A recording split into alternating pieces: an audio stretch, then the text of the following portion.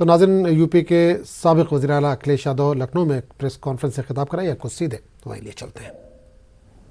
लोगों पर दबाव बना करके वो पूरी वेटलैंड की जमीन, पूरी तालाब की जमीन को अपनी यूनिवर्सिटी में कब्जा कर लिया।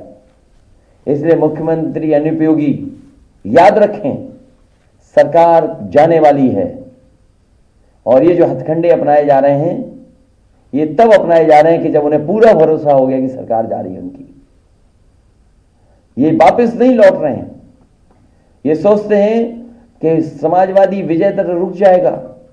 आपने छापा मार करके ये बता दिया है कि आने वाले समय में समाजवादी लोग ही आ रहे हैं। उत्तर प्रदेश की जनता आपको हटाने जा रही है। हम लोग तो केवल एक माध्यम हैं, लेकिन उत्तर प्रदेश की जनता ने तय कर लिया है कि उत्तर प्रदेश से अनुपयोगी सरकार हटाई जाएगी। और अनुपयोगी सरकार की एक घटना नहीं है, एक किस्सा नहीं है, एक जगह का नहीं है।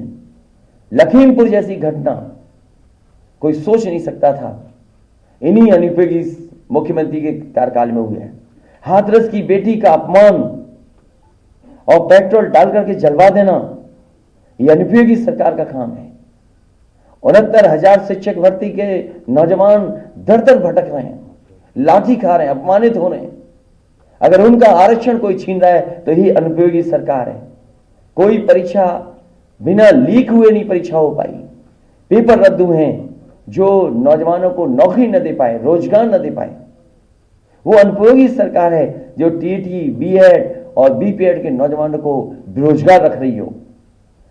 अनुपयोगी सरकार वो है जिन्होंने वादा किया 70 लाख नौकरी देने का, लेकिन झूठे विज्ञापन दिखा करके लोगों को गुमराह करने का काम कर रही है। वो आंध्र प्रदेश के जिला